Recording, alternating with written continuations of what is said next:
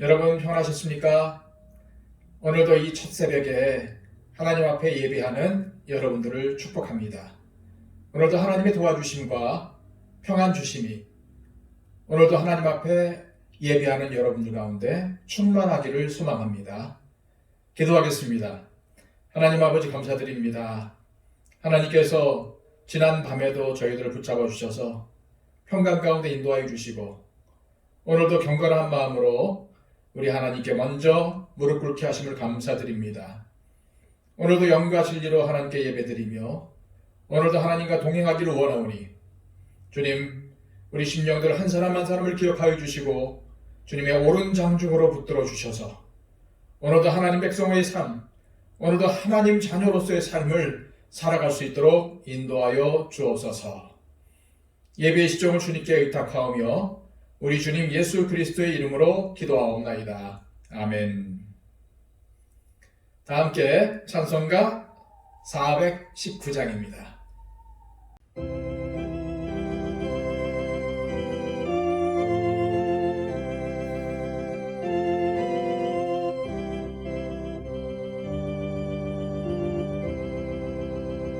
주 날개 민 내가 편안히 쉬네. 밤깊고 비바람 불어쳐도 아버지께서 날 지켜주시니 거기서 편안히 쉬리로다. 주 날개 밑 평안하다. 그 사랑 끈을 잡으며 주 날개 밑 내 쉬는 영원히 거기서 살리. 주 날개 밑 나의 피난처 되니 거기서 쉬기를 원하노라. 세상이 나를 위로치 못하나 거기서 평화를 누리리라. 주 날개 밑 평안하다. 그 사랑 끈을 잡으며 주 날개 밑 내 쉬는 영원히 거기서 살리.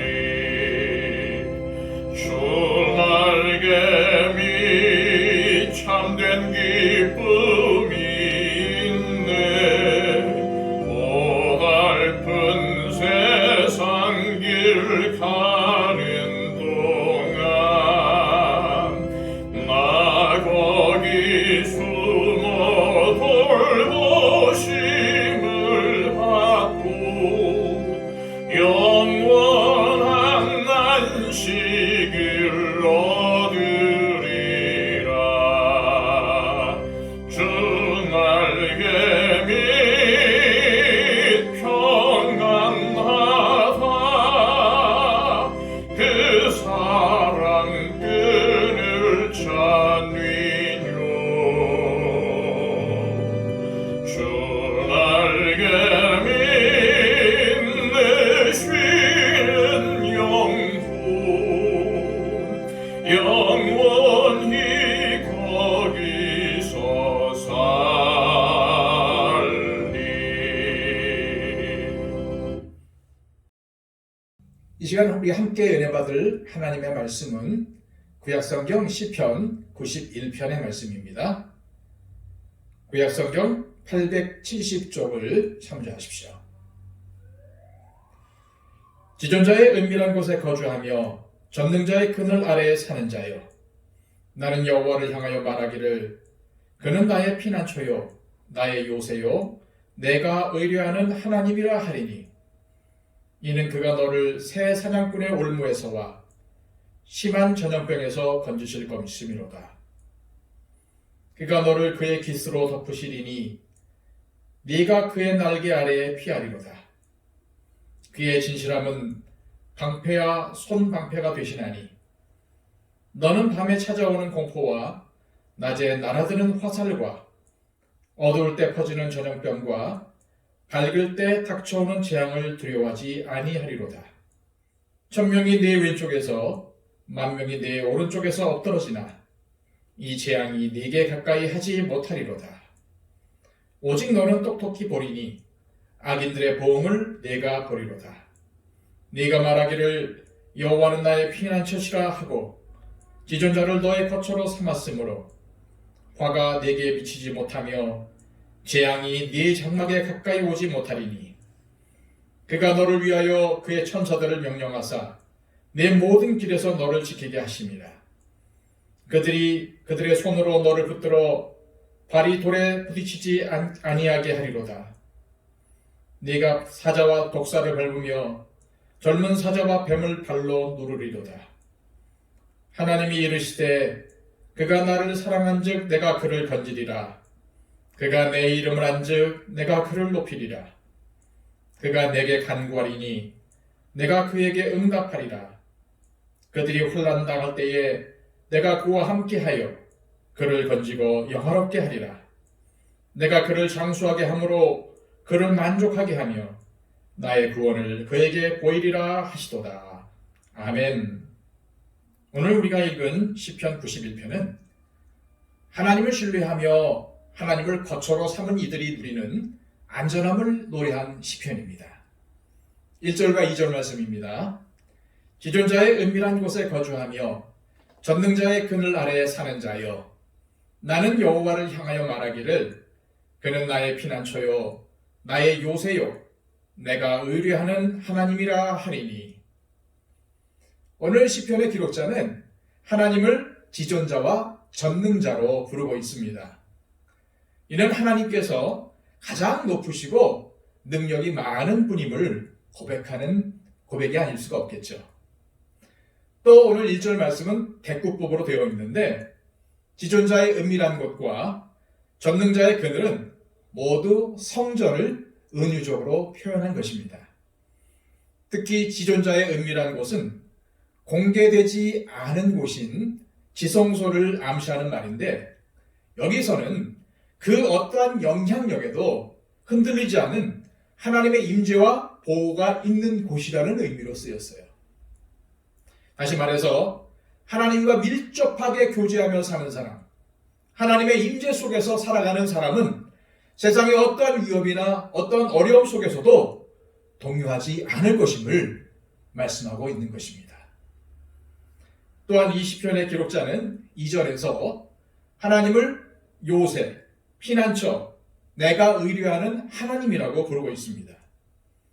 이 시편의 기록자는 이러한 반복적인 표현을 통해서 하나님의 보호하심은 그 어떤 악의 세력도 침범할 수 없는 확실한 것이고, 오직 하나님만이 자신을 안전하게, 확실하게 보호해 주신다는 것을 널리 전하고 싶었던 것이죠. 3절 이하에서 시편 기록자는 피난처 되신 하나님께서 구체적으로 어떠한 것에서 건지시고 보호해 주시는지를 증거하고 있습니다. 먼저 3절부터 7절까지의 말씀 속에서는 세상에서 사람들이 겪을 수 있는 온갖 고난과 환난을 열거하고 있어요. 즉, 새 사냥꾼의 올무와 심한 전염병, 밤에 찾아오는 공포와 낮에 날아드는 화살과 어두울 때 퍼지는 전염병과 재앙이 바로 그것입니다. 하지만 이 시편의 기록자는 4절에서 이렇게 고백하고 있어요.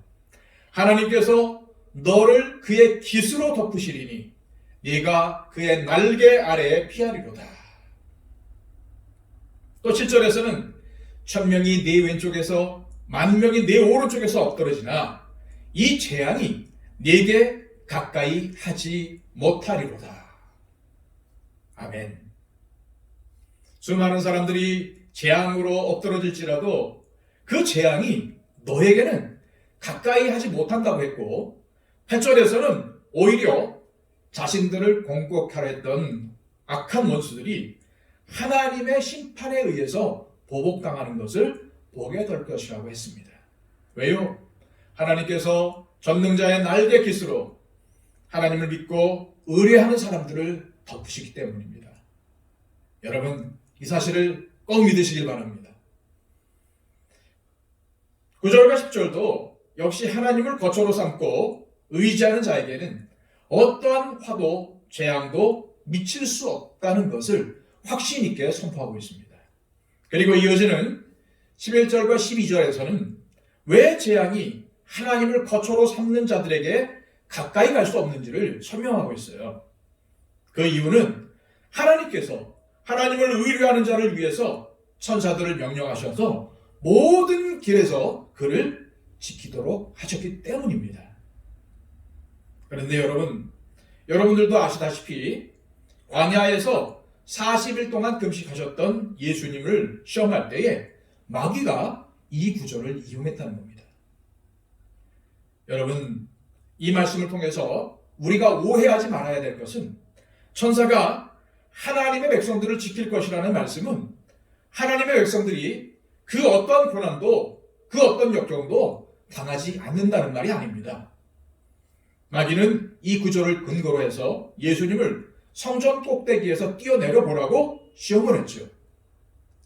하지만 이 말씀을 시험해 보기 위해서 성도들이 의도적으로 위험을 초래하는 것은 하나님을 시험하고 하나님의 능력을 불신하는 행동임을 우리는 잊지 말아야 할 것입니다.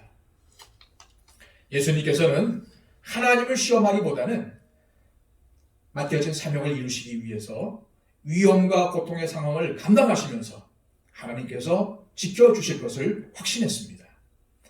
그렇습니다. 이 말씀을 신실하게 믿는 자들은 하나님의 뜻을 행하기 위해서라면 어떠한 위험도 또한 어떠한 고난도 감수하지만 궁극적으로는 하나님의 구원과 보호하심을 믿는 사람입니다. 우리에게 닥친 고난과 어려움이 하나님을 사랑하기 때문에 하나님 말씀에 순종하기 때문에 온 것이라면 그것이 위험하거나 고통이 따르는 것이라 할지라도 받아들여야 되고 궁극적으로 하나님께서 구원하시며 보호하실 것을 신뢰하며 사는 것이 하나님의 성도, 하나님의 자녀의 모습일 것입니다. 14절 말씀입니다. 하나님이 이르시되 그가 나를 사랑한즉 내가 그를 건지리라. 그가 내 이름을 안즉 내가 그를 높이리라. 이 말씀은 하나님을 거처로 삼는 자들이 얼마나 안전할 것인가에 대해서 증거를 하고 있어요. 하나님을 피난처로 또 거처로 삼는 자들은 하나님을 사랑하는 자, 하나님의 이름을 아는 자로 부릅니다.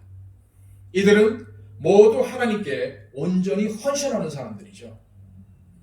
히브리어에서 어떤 사람의 이름을 안다는 것은 단순히 그 사람의 이름이 무엇인지 안다는 의미가 아니라 그 이름으로 불리는 그 사람이 어떤 사람인지 속속들이 다 알고 있고 그 사람과 친밀한 사귐이 있다는 의미입니다. 그런 의미에서 하나님의 이름을 안다는 것은 하나님이 어떠한 분이신지를 하나님과의 그 친밀한 만남을 통해서 친밀한 사귐을 통해서 알고 있다는 의미겠죠. 이런 사람을 하나님께서는 높여주신다고 하셨습니다. 저와 여러분들에게도 이런 은혜와 축복이 임하기를 바랍니다. 15절 말씀입니다. 그가 내게 간구하리니 내가 그에게 응답하리라. 그들이 환난을 당할 때 내가 그와 함께하여 그를 건지고 영화롭게 하리라. 무슨 말씀입니까? 하나님은 하나님을 사랑하며 하나님과 친밀하게 교제하는 자들의 기도에 응답하실 것이고 환난에서 건져서 영화롭게 하실 것이라고 약속하고 있는 거죠. 사랑하는 여러분, 오늘 본문 말씀을 묵상하면서 우리가 무엇을 참 의지하는지를 생각해 보았으면 좋겠습니다. 어려움을 당할 때에 제일 먼저 찾는 것이 그것이 바로 내가 의지하는 것이죠. 내가 어려움 당할 때 사람부터 찾는다면 그 사람은 사람을 의지하는 사람일 것입니다. 내가 어려움을 당할 때 돈부터 찾는다면 그 사람은 돈을 의지하는 사람이겠죠. 그러나 내가 어려울 때에 하나님을 먼저 찾는다면 그 사람은 하나님을 의지하는 사람일 것입니다. 오늘 본문에도 나오듯이 우리의 삶은 수많은 위험에 노출되어 있습니다. 사냥꾼의 올무와 같은 것이 있고 전염병이 있고 또 밤에 찾아드는 공포와 낮에 찾아드는 화살이 있습니다. 이런 일을 만날 때 우리가 믿고 의지할 분은 하나님밖에 없다는 사실을 명심하시길 바랍니다. 그리고 이것은 저와 여러분에게는 큰 축복인 것을 믿으시길 바랍니다.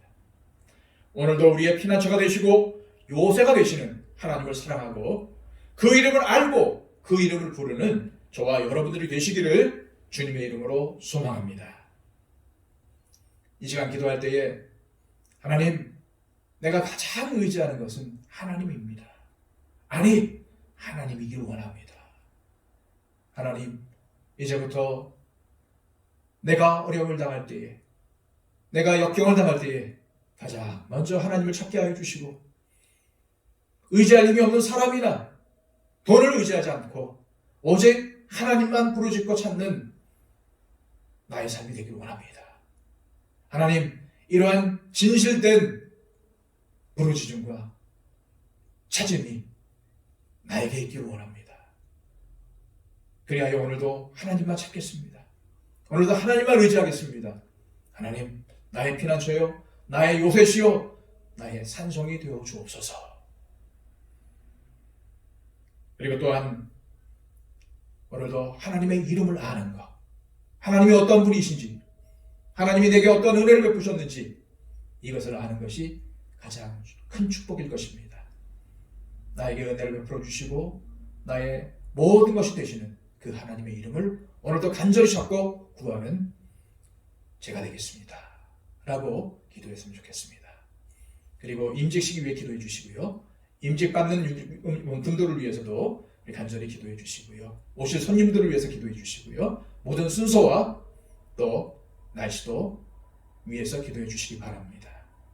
그리고 우리 교회가 하나님의 쓰임받는 귀한 하나님의 성전이 되게 하여 주시고 또 우리 교회에 속한 모든 성도들에게 영육간의 강건함을 더하여 주시고 특별히 육체적인 질병으로 인해서 고통당하고 있는 분들을 위해서 기도해 주시고 여러 가지 어려움 통해서 하나님께 나아가는 분들, 어려운 가운데 있는 분들을 위해서 기도했으면 좋겠습니다.